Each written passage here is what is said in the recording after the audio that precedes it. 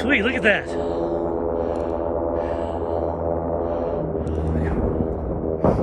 Oh, that one just crashed. Oh my God. Holy shit, it just crashed.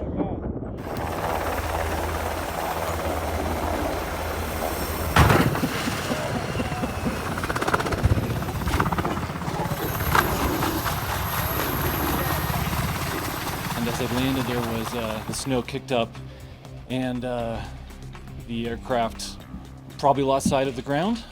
We can know that there was portions of the rotor blade that separated from the helicopter and struck the second helicopter, who was also on short final to land.